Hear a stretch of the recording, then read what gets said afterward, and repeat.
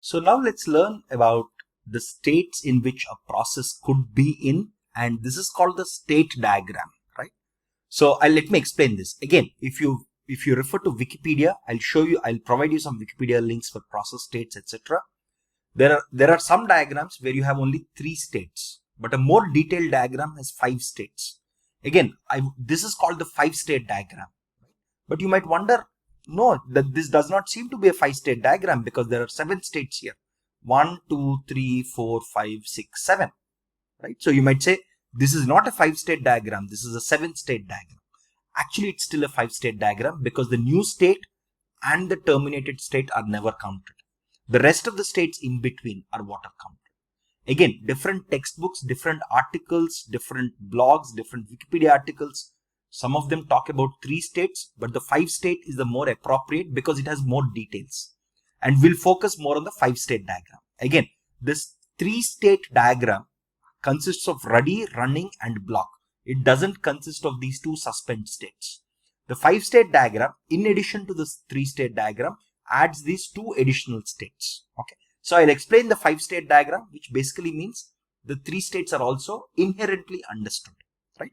Again, some textbooks might only cover the 3-state diagram, but it's more apt to cover a more detailed diagram of all the states. Okay, let me explain you how a process flows, right? Initially, a process is a new process. So a process gets created. What is that? Look at this. We have talked about, talked about operations on processes, right? What is the first operation? Create, right? So when a process is new, it gets created. How is a process created? By using the source code, by actually creating this whole memory structure, right? So process creation itself enables the process to reach the ready state. Okay, so it's initially the process is new, it gets created, then it reaches something called as a ready state. By ready state, what we mean here is that the process is in main memory or in RAM. When we say, again, what does the create operation do? Create operation takes all the instructions of the program, assigns all the static variables, assigns some space for recursion calls, okay, which is your runtime stack, create space for dynamic memory allocation, and places the process into the RAM itself. Then the process reaches something called as a ready state. Right now we are in the ready state.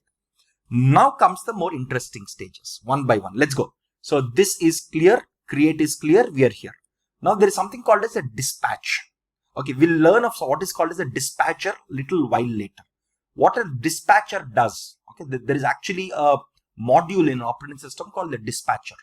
What the dispatcher does is it takes a process which is in the ready state. Again, there can be multiple processes in the ready state.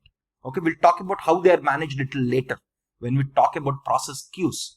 But here we are only looking at it from the perspective of a single process, right? So given a process, it's in the ready state. The dispatcher now enables this process to be loaded and moved to the running state. What does it mean when we say the process is in the running state? It means the CPU, which is one of the most important resources, is assigned to the process. So the dispatcher, or the operation is called the dispatch operation. The module in the operating system is called the dispatcher. The dispatcher takes one of these processes, okay, takes the process and it assigns it to the CPU, which means it moves it to the running state. Now, when we are in the running state, again, there are multiple things that can happen. When you're in the ready state, the dispatcher could come and give you the CPU, or a suspension also can happen because we are running out of memory. Look at this. If your RAM is running out of memory, we discussed that the process might have to be suspended, right? So another possibility is from the ready state, you could be suspended. A suspend operation can be performed and you then move to a state called suspend ready. Okay, I'll tell you what is suspend ready and suspend block. Again, just remember this as suspend ready because we came from the ready state to the suspend state. Okay, so this is when you're ready, before you're assigned the CPU, you may have run out of the RAM, you might have run out of memory in your RAM, and you could be forced to be suspended. So if you're in suspend ready state, where are you? You're in the secondary storage, like disk, right? So in suspend ready, where are you? You're actually in the secondary storage because you don't have space in the RAM, right? So this is one possibility. So we have looked at dispatching, we have looked at suspending here. Okay. Now when I'm running, imagine if I'm process, I'm in the running stage. Multiple things can happen. The simplest thing is I've completed running. Then I reach the terminated stage and I'm done, right? When I reach the terminated stage, all the resources that are assigned to me, whether it's memory, CPU, IO devices, whatever, everything is given up, right? And I reach the terminated stage. Very simple. There are other possibilities that can also happen. One possibility here is something called as timeout or priority, which means suppose I could be given a few milliseconds of time on the CPU to work with, okay? Or there might be a higher priority process which came in, which forces me to relinquish or to give up the control over the CPU. In such a stage, what happens? Look at this. If I'm timed out, what does timeout basically mean? There are some operating systems which will tell you, or there are some algorithms in operating systems that tell you that, okay, I'll give you only 10 milliseconds to use the CPU because other processors are also waiting, right? So if I time out, which means I've run out of the time, then I could go into the ready state again. Or if there is a higher priority task or higher priority process that came in, it can force me out of the CPU to the ready state, which means it forces me out of the CPU and moves me to the ready state, which means I'm still in the RAM. Okay, so this is one possibility. There is another possibility that could happen here, which is I could be blocked on an IO call. Maybe while I'm running this, look at this. I'm running some program and I'm waiting for some input from the keyboard. Or there is a system call like fork that happens. In such a case, I need to relinquish or give up control over the CPU and move to a block state or a wait state. Okay, this is often referred to as a block state or the wait state. So this is another possibility that could happen when I'm running it. Or there is a fourth possibility. Very rarely that happens, but it could happen, which is I could be running in the CPU, right? There is a high priority process that comes. It does not have space in the RAM. Then what happens here? Then directly from the CPU itself, I could be suspended directly. Look at this. What does suspension mean? I'm actually a process running on the CPU instead of moving me back to RAM, because the RAM itself is full now. Look at this. The RAM itself is full. There is no place in the RAM for me to be moved back to. In such a case, from a running process, I could be suspended here, which means all of my source code, everything gets copied to my secondary storage, and I could jump into a suspend ready state. Again, what is a suspend ready state? Here I'm look at this. This is the suspend, right? A running process in the worst case can also be suspended because I don't have space, because I want to move this process, right? I want to move this process out because there's a higher priority process coming, but my RAM itself is full. In such a case, what do? I suspend it, move it to the secondary storage and move it to my suspend ready state. Okay, so this is one possibility. Now let's look at what happens if you're in the block or wait state. Okay, here you're waiting for some, look at this, when you're in the block state, you're waiting for some input to happen or some system call to complete. So one possibility here is the input output that you're waiting for or the system call that you're waiting for has completed. In such a state, what happens? You're in the blocked state, you're waiting for some input, the input came through. Which means suppose if I'm blocked for some input from the keyboard, the user entered whatever he wanted to enter and he pressed enter. Right? He entered some number or something and he pressed enter or return key on the keyboard. Then what happens? Then I go into the ready state. So this is one possibility. Or the other possibility here is I'm blocked, right? My IO may have happened or may not have happened, but still there is no space in the RAM to put me back in. Then what happens? From the block state, I could be jumping to the suspend state. See, I could be suspended. See, I'm in the block state right now. I could be completely suspended here, right? If I'm suspended, look at this. I'm in the block state right now. IO hasn't happened. I'm still waiting for some input output to happen, right? In such a situation, I could be suspended. Why not? Because there is no place in the RAM. I could be suspended. Then I reach a state called as suspend block state. Again, this is different from suspend ready state. Okay, so this is called as the suspend block state. Very, very interesting. Okay. So now when I'm in the suspend block state, there is one more thing that I need to write here. Okay, let me write this. Okay, so there is something called as IO complete. Okay. So let me explain this, right? So my IO hasn't happened. Look at this. I'm still in the block state. My IO hasn't happened. Okay. And I've run out of space in my RAM. So what happens then? I'm completely moved to my secondary storage. Again, suspend block also means that my whole process is now moved to my secondary storage, but it's in the blocked state. How did I arrive here? I came here from the blocked state, right? Again, if my memory is freed up, I can resume and go back to the block state. That's one possibility, right? I can go back and resume to the block or wait state. Or Look at this. When I'm in the suspend block state, see, my process is in the suspend block state. At that time, the IO completes. Look at this. Here, the IO did not complete, because if I'm here and if the IO completes, I directly go to the ready state. Okay, I am here, I'm waiting for the IO, but I've run out of memory. Then this is removed from memory and placed in secondary storage. That state is called a suspend block state. When I'm in this state, if my memory gets freed up, then I'm resumed back into memory. Okay, very simple now, very simple. But while I'm in this stage, my IO could complete. For example, I could get an input from the keyboard. Then what happens? I read that input from the keyboard, then I go into suspend ready state. So the primary difference between suspend ready and suspend blocked state is, when you're in the suspend ready state, you're ready to be resumed and given space in the RAM. Look at this. When I'm in the suspend ready state, look at this. When I'm in the suspend ready state, if my RAM frees up, what happens then? Then I resume. There is this operation called as resume. Resume basically means I move this process from secondary storage to my RAM or main memory or primary storage. Right? Very simple, right? So suspend ready means I'm in the suspend stage, which means my process is in the secondary storage, but I'm ready to be moved to the ready state. That's what it means. Suspend block means I'm in my whole of my process information is in the secondary storage, but I'm still blocked and I'm waiting for some input to happen. If that input happens, I'll move to suspend ready state. Okay, look at these 5 states. Again, these two, very importantly, when you're in the ready stage, the process is in the RAM. When you're in the running state, the process is being worked on. The process has control of the CPU. When you're in the blocked state, you're waiting for some input output to happen. If that input output happens, you can directly jump to ready state. But while you're waiting for the input output, if you have run out of memory, you could be suspended and move to suspend block state. When you're in the suspend block state, if the IO does not happen yet, but the memory gets freed up, right? If the memory gets freed up, I can be moved to the resume state, right? When I'm in the suspend block state, if the input completes, like the keyboard input, the user inputs something from the keyboard, then I could be moved to suspend ready, because now I'm no more blocked on the input. I have gotten my input. I'm just waiting to move from secondary storage to my RAM. Okay, these are all the states that a single process could go through during its lifetime. Right? Again, these are the 5 possibilities. Look at this. 1, 2, 3, 4, 5. Right? In a nutshell, if a process is in the ready state, that means it's waiting for the dispatcher to give it CPU and it's in the RAM. If it's in the running stage, the process controls the CPU and it's executing there.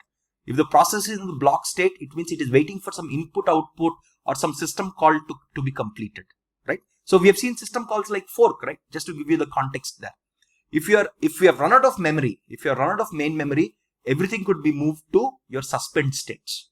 Within suspend states, there are 2 possibilities. Suspend ready, which means I'm ready to be moved from secondary storage to my RAM or my main memory, or I could be in suspend block, which means I'm in suspend state, but I'm also blocked on some input, output, or for a system to call to complete. And once that completes, I'll be moved to suspend ready. Okay, broadly speaking, these are the ideas. These are all the 5 states. Again, this is called the 5-state diagram because we don't count new and terminated as states. In a 3-state diagram, you have only 1, 2, 3. People don't talk about suspense, but discussing about suspense is important because in the real world, very often we run out of space in the RAM. Okay, very often we run out of space in the RAM. It's very, very common. Let me show you a simple example here. Okay, in Mac itself, right? So look at this. So if you look at the memory here, okay, look at this. So just let me take your notice. Let me just show you here. The physical memory on my laptop is 16 GB here. Okay, this is one of the primary laptops that I use. The memory used here is 11 GB. Okay, there are some cache files. There is something called swap used. Look at this, swap used. What is this swap? I told you about swap space, right? Again, on all Unix-based systems, there is something called a swap space.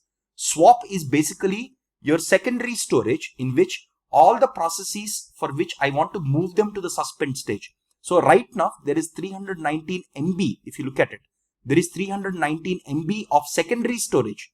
My swap space basically is nothing but the secondary storage where I temporarily place all my processes. Right now, there is 319 MB of secondary space in which some of my processes are temporarily stored.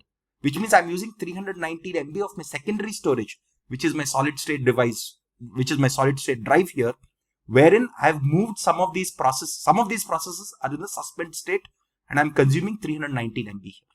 Okay, just to give you an example here. Okay, this is how, again, swap space is a term that is used. So swap space is a term that is used on all Unix based systems like Linux, Android, Mac, all of these things. Okay, just wanted to give you that real world context. So suspend state is very, very important, because suspend state uses the swap space on your secondary storage to temporarily store all of your process states, all of your process information. Okay, so this is one way of looking at it. Next, there is something called as scheduling queues. Okay, look at this. Here we have looked at one process perspective, a single process. A single process could go from one state to other state. But often in the real world, we have hundreds, even thousands of processes, right? So how do we manage these processes? Okay, there is something called as scheduling queues. Okay, so there are multiple queues. I'll talk about each of them one by one slowly. So first there is something called as a ready queue. Then there is something called as a block queue. Okay, ready queue. Again, what is a queue? How are these queues designed internally? These queues, see, how do you define a process? A process can be uniquely identified using its PCB. We have talked about the PCB structure, right? PCB is a process control block. Every process has a PCB associated with it, right? So these queues, again, we have discussed about the queue data structure in algorithms and data structures, right? So this is basically like a queue implemented using PCBs. Okay, each cell in this queue is a PCB. So what you have here is basically a queue like this. Okay, you basically have a queue of PCBs. This is PCB1, PCB2, PCB3, PCB4, and this is your front of the queue, and this is your rear of the queue. Okay, so this is your rear of the queue. Okay, so each of these are queues, because oftentimes, again, what is each element here? Each element is a PCB corresponding to one process. Okay, I'll explain you about all these queues in a little while, right? But again, this is with respect to what these are the states that a single process goes through. But often we have tons of processes that we have to operate with. So there are a lot of queues, the data structure queue that we have studied in data structures. There is something called as a ready queue, block queue. Again, within block queue, you could be blocked because you're waiting for a device to happen. Right? I'll give you some examples of this one by one, right? And you could be waiting for an event. For example, look at this. I could have called a system call like fork. What does fork do? Fork creates a child process, and you're waiting for the child process to terminate for you to start executing the next line. Okay, this is called as an event queue. Why is it called an event queue? Because I'm not waiting for any device input or output. I'm waiting for my system to finish this event, which is the completion of the child process. We talked about it, right? We talked about when we explained about fork, right? In fork, what happens from the parent process, the control goes to the child process. Once the child process terminates, then the next line in the parent process starts, which means this parent is waiting for this event. What is this event here? The event is the completion of this child process, right? So there are things like ready queues and block queues. You could be blocked because of device input or output, or you could be blocked because of a system call or an event, right? An event is a general term which could mean anything. Like in this case, the event here is a software event, which is the completion of the child process. Right? Very simple here. So here, please understand that every device has its own queue. For example, I could have a device 1, which is a keyboard. I could have device 2, which is the mouse. I could have device 3, which is my Wi-Fi router or my Wi-Fi card, right? I could have device 4, which is my printer. I could have any device. Each device has a queue associated with it, right?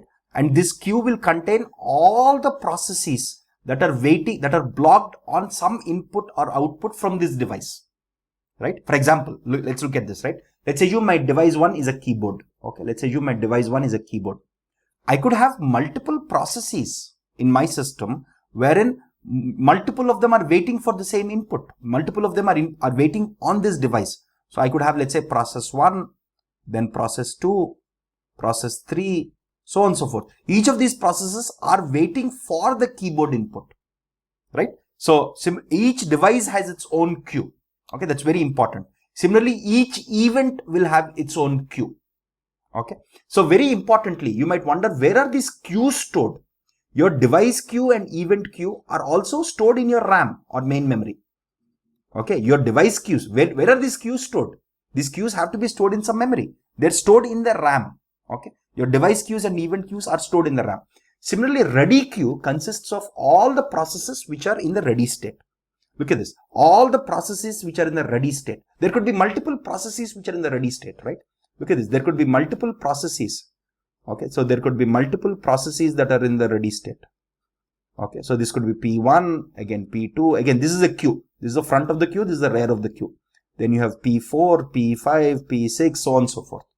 So all the processes which are in the ready queue, which are waiting for the CPU, which are waiting to be dispatched to the CPU. Okay, which are waiting to be dispatched to the CPU are all there in the ready queue. So just like the way you have ready queue, again remember ready queue is related to your CPU. Remember, CPU is also a device if you think about it. It's also a resource. Ready queue is a set of is a queue of all the processes that are waiting for the CPU itself. Device queue, every device has its own queue. Similarly, you could also have event queues. There are two other queues that are important. There is something called as a suspend queue and a job queue. Okay. So what is a suspend queue? A suspend queue has all the processes which are in the suspend state. So all processes in suspend state. Okay, again there are two suspend states, right? So you could have two queues, one for suspend ready, one for suspend block, right? So again, where is the suspend queue itself stored? The suspend queue is itself stored in secondary memory. Okay, the suspend queue itself could be stored in secondary memory. Similarly, there is something called as a job queue. This is very interesting. So job queue, or this is often also referred to as the input queue. This is also called as the input queue sometimes. Job queue consists of all the programs which want to be loaded into memory. All the programs waiting to be loaded into memory. Waiting to be loaded into memory. Waiting to be loaded into memory. So that's what your job queue is. This is a list of all the jobs that are waiting. Again, look at this. So they are in the new state. They have not yet been created. Okay. So if a process is in the job queue, that means this process or program. So instead of saying program, let's call it, okay, it's still a program. It's not a process, right? It's still a program which is trying to become a process, which is waiting to be loaded into memory into a process, right? So that's what a job queue is. Now we can look at the whole structure of process states from a queuing perspective, from this queues perspective. Okay, look at this. What did we see earlier? This is the states in which a process could be a single process. Here we are looking at it only from the perspective of a single process. A process can be in the ready state, running state, block or wait state, suspend block or suspend ready state, or new or terminated. This is with respect to one process. But when you have many processes which are lined up in these queues, right? You could also look at process states from a queuing diagram perspective. And this is how the queuing diagram looks like. Let me explain you one by one. Let's go one by one with this. First, you have a job queue. What does the job queue contain? It contains all the programs which want to be loaded and become processes. That's what we discussed. Job queue consists of all the programs which want to be loaded into memory, right? So here there is a software module called as a long-term scheduler, the LTS. The LTS stands for long-term scheduler. Okay, again, we'll talk about these schedulers in lots of detail. There are tons of scheduling algorithms also that we'll have to talk about, right? So an LTS is a very core component of an operating system, right? The job of the LTS, the long-term scheduler, is it picks which of these jobs. Look at this. There are many jobs in this queue. The long-term scheduler, the name scheduler itself means that it will pick one of them. It will pick one of these and it will pick which one has to move to the ready queue. That's why it's called a scheduler, right? So this long-term scheduler, there are lots of other types of schedulers also. As you can see, there is a medium-term scheduler and there is a short-term scheduler. Okay, so there is MTS and STS also. Okay, so STS is also called as the CPU scheduler. Okay, again, we'll learn about STS in lots of detail in this chapter. Okay, so LTS, the job of LTS is to pick which of these jobs should I pick and move them to my ready queue? What does ready queue basically mean? Ready queue basically means a job has moved from, the moment a job moves to the ready queue, what does it mean? It means it has gone from new to the ready state, which means it is placed in the RAM now, right? So it picks which of these jobs I should move to the RAM, or which of them should I move to the ready state.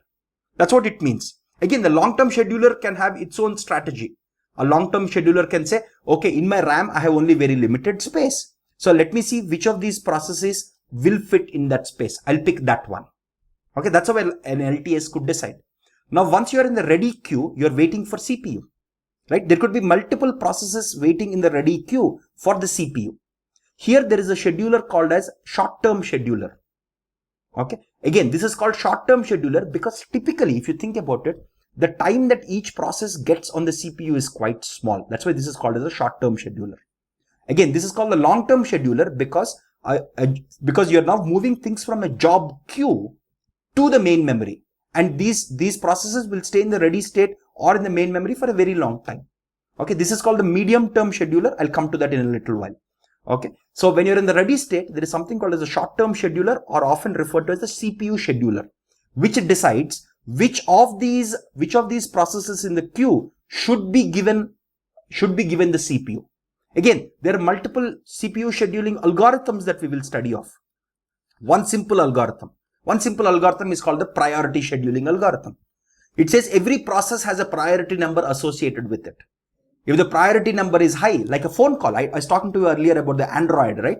If when you're using an Android operating system, suppose I'm watching a video or I'm reading some web page and I get a phone call, the call process has a much higher priority, right? So the short-term scheduler or the CPU scheduler will have some algorithm using which it will decide which of these processes it should give the CPU to. One very popular algorithm is called priority scheduling, which is used extensively by operating systems like Android, right? Every process has a priority. Like a call can have a much higher priority. It could have a high priority, while reading from a browser or watching a video may have a lower priority, right? So an STS or a CPU, again, we'll learn of many other types of scheduling algorithms a little later, but an STS is responsible for scheduling or picking one of these jobs to be given to the CPU.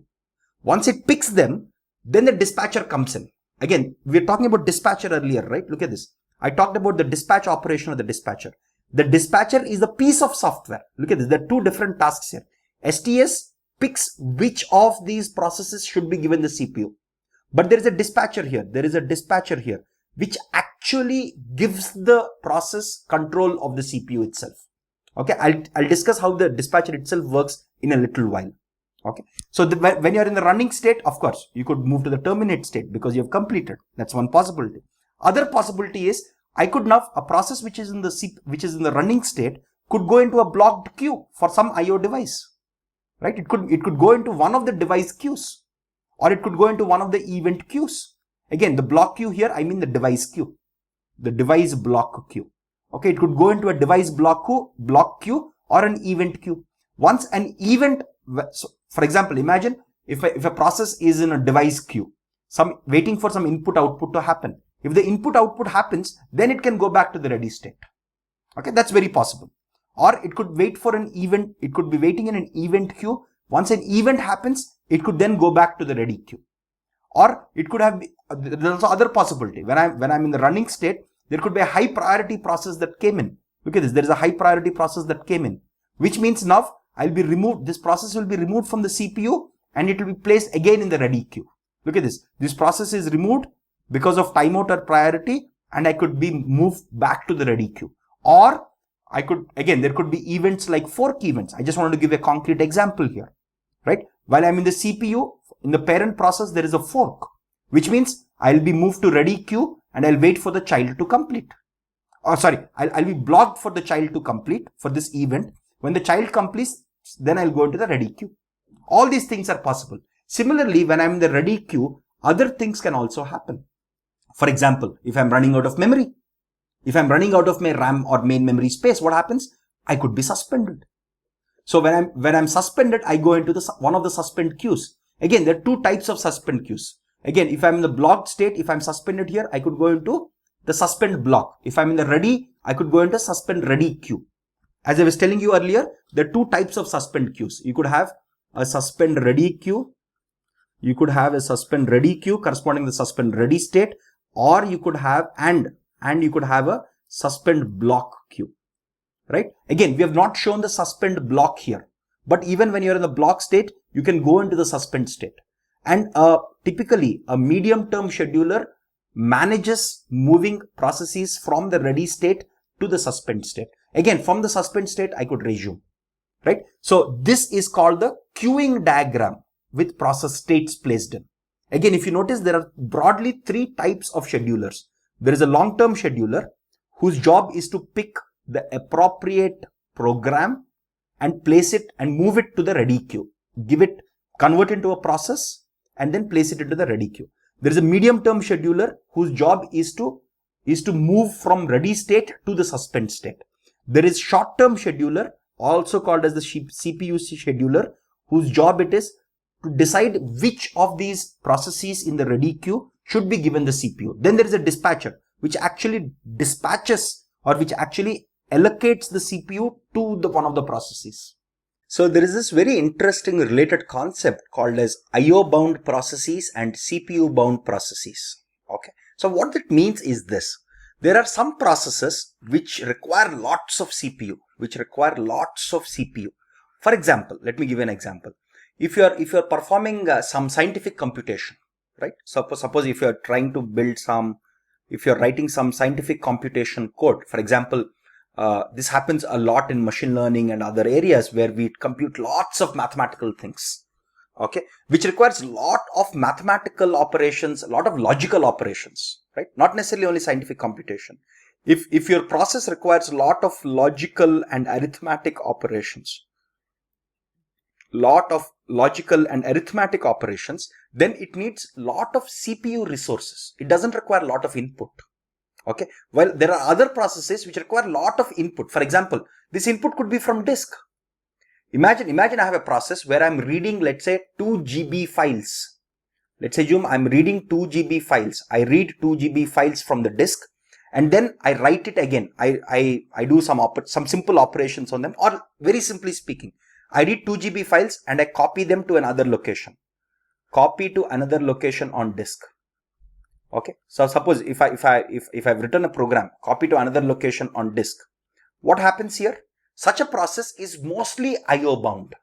This process is said to be IO bound because I'm waiting for some input outputs to happen. Here in this case, I'm reading from the disk, which means I'm waiting for disk to send me the data into my RAM so that I can process it and I can copy it to other locations. Okay. So processes can be IO bound or CPU bound. Again, just because it is IO bound does not necessarily mean that it does not need CPU. It just requires significantly less CPU. This requires less CPU, lots of IO. While a CPU bound process needs less IO, mostly CPU resources, right? So it's very important to understand these concepts, because this tells you that there are some processes which are going to be waiting in the ready queue a lot. Okay, which are going to be waiting in the ready queue a lot for CPU. There are going to be some processes like this. There are some processes which are going to spend a lot of time in the block queues. Again, I'm just introducing a concept. Why this plays an important role, we'll learn when we learn about the CPU schedulers and how to design optimal CPU schedulers. Okay, so IO bound and CPU bound process is a very interesting terminology and concept, because there are some processes, like take this example, right, where I'm copying a 2 GB file to another location on the disk. This is mostly, the slowdown of this process is mostly because of disk IO, right? While if I'm writing some scientific computation library, like huge mathematical computation stuff, I need mostly CPU. I'm not reading much from the disk, right? Of course, there are some processes which require decent amount of IO and CPU. That's a third type. Then they're neither IO bound nor CPU bound. Okay, that's a very important thing. Now, since we have been talking about dispatchers, let's understand how a basic dispatcher itself works. And there is this related concept called as context switching. Okay, so let me introduce this concept to you. What is the job of a dispatcher? The dispatcher gives control. of the CPU of the CPU to a process selected by STS, right? To a process selected by my short-term scheduler or my CPU scheduler. That's what it does, right? We talked about it. Look at this. My STS picks which of these processes in the ready state or in the ready queue should be given the CPU. The dispatcher actually gives the control over the CPU. So what does the dispatcher do? Look at this. Okay. So I could have, again, there are multiple cases that could happen. Okay. Suppose there might be suppose this is my CPU. Suppose this is my CPU, right? There's a process running on it. A dispatcher does multiple things. The first thing that a dispatcher does is on the completion of a process or term, when the process completes executing, even then the dispatcher plays a role. So to be very frank, the dispatcher also has a role to play here. Once the whole process is complete, dispatcher also plays a role. What does it do? Look at this. Dispatcher, once it is done, what does it do? Whatever is the process that is controlling the CPU right now, right? It's PCB. Okay. See, what is a process? A process is defined by its PCB. Effectively, that's what it does, right? So once the process completes, the PCB corresponding to the process is completely deleted, right? So once the process, on the completion of the process, the PCB corresponding to the process is completely deleted, right? Or destroyed. The better word is to say destroyed, because deleted is corresponding to disk. Okay, the PCB is destroyed. We don't have to worry about it anything, right? Then it waits for, once this process is complete, the PCB corresponding to the process is done, which means the CPU is idle now. Then the dispatcher waits for STS. So wait for STS. It waits for STS. Actually, it informs the STS. The dispatcher informs the STS that my CPU is empty right now. Please give me the next process. The STS gives me a new process. As soon as the STS gives me a new process, I now start assigning the CPU to, see, dispatcher is like a controller which controls who has access, which gives control of the CPU to given process. What does that mean? Okay, so it assigns all the registers. Look at the dispatcher, because for a given process you have PCB. Within the PCB, there are a bunch of registers. There are CPU registers, right? Like program control, general purpose registers, all of these values. So what a dispatcher does is, whatever values are there in the PCB, it copies all of them to the CPU registers, right? It copies all of them, and then it gives control to the control unit in the CPU to start execution, right? Very simple. This process, wherein a process that is completed is completely removed, and I wait for the STS to give me a new process. Once the STS gives me a new process, I look at the PCB of the new process. There are some, again, look at this. Let's go to the attributes page. Okay. So I have CPU related attributes like program counter, general purpose registers, priority states, all of that stuff, right? Now I load all of the CPU attributes that I care about into the CPU registers and give control to the control unit to start executing it. That's what a dispatcher does in this case. There is a second case in which a dispatcher also plays a role. For example, suppose I have a process that is running in the CPU now, okay, which requires IO, which is blocked on IO, which is not blocked, which is right now in the CPU, which is in the running state, but which requires IO. Look at this. It requires IO now. So what does it do? What does the dispatcher do? The dispatcher immediately realizes that I have to go from the running state to a blocked state. So it saves the PCB. It saves the current, whatever is the state. Look at this. Whatever is the state of the program counter, the general purpose registers, it copies all of them back to saves the PCB. Okay. Whatever is the current CPU register data corresponding to this process, it stores all of that data into the process PCB and stores the PCB in main memory. You have to store it, right? And it also moves the PCB into the corresponding block queue. Okay, block queue. It also moves the corresponding PCB into the block queue. Okay, that's very, very important. Now, once it does it, see, it has moved, see, whatever is currently running in the CPU, whatever is the current program counter, general purpose registers, priority, everything I've copied to the PCB of the process that is going out of the CPU into the block queue. Now, again, I wait for STS. STS gives me a new process and I load this new process. I load the I load the new process. What do I mean when I say load the new process? All I'm doing here is, for the new process, there will be a PCB. There will be some register values like program counter, your accumulators, your general purpose registers, priority status, all of that stuff. I load all of them and give control to the CPU again. So this process is called as context switching. Why is it called context switching? Because I'm switching the current the current execution context from one process to other process. Okay, that's why it's called as context switching.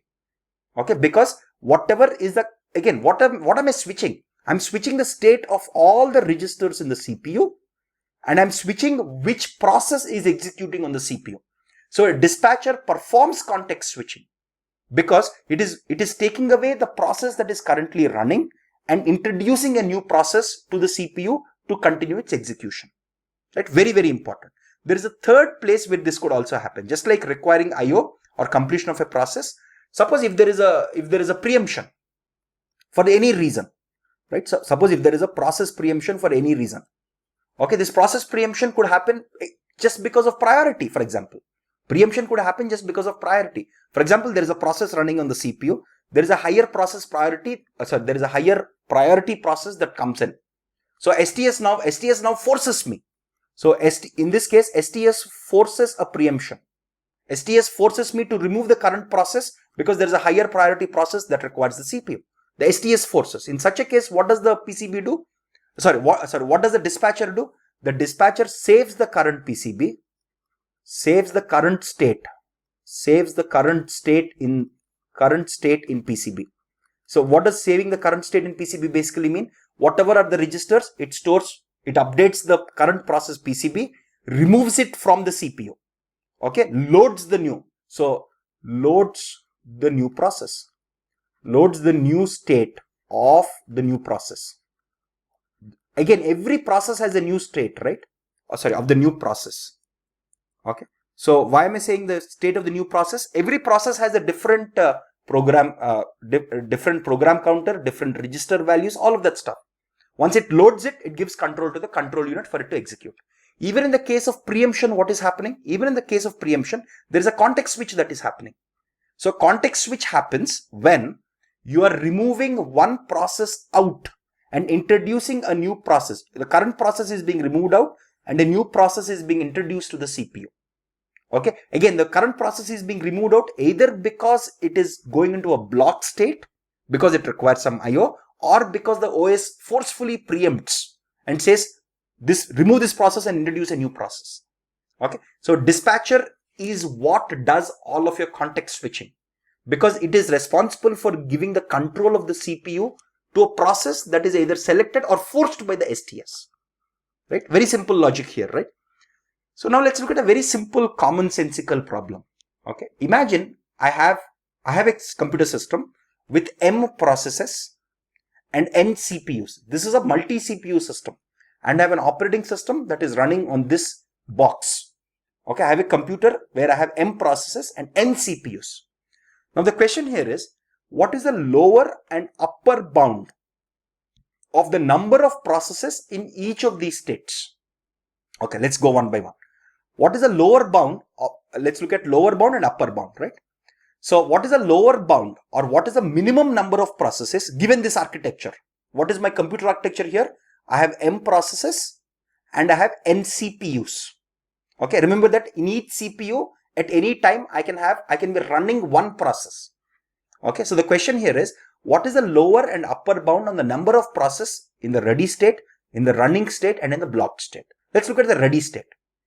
Probably none of these processes are in the ready state. All of them could be in the suspend state for some reason or other, right? So the minimum number of processes in the ready state is 0.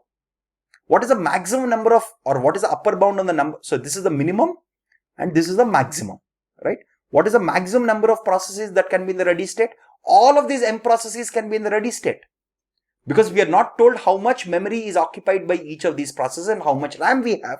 Imagine if I have a lot of RAM, then all these M processes can be in the memory, right? If I have very little RAM that I can't fit any of them for whatever reason, then my lower bound is 0, right? In the worst case, I could have 0 processes in my, in ready state. right? Because imagine if each of these processes size is bigger than the memory that I have, then none of them can fit in. How many of them can be in the running state? At any time, all of them could be in the blocked state. Imagine if all of these processes are IO bound, okay, and they're waiting for something. So minimum, I could have 0 running processes. What is the maximum number of running processes? Because I have n CPUs, and in each CPU, again, modern CPUs have multiple cores and all of that stuff, but we'll take a simpler example. Okay, in a single CPU, for simplicity, the fundamental assumption always is we can run one process at a time. Again, there are multi-core processors where you can run multiple processes at a time. Okay, but let's take a very simple, because that's not mentioned here. We are not told that this is a multi-core processor. Okay, let's assume simply that it's a simple single core processor where one process can run at any time. So maximum I can have n running process, right? Very simple logic here, right? How many blocked process can I have?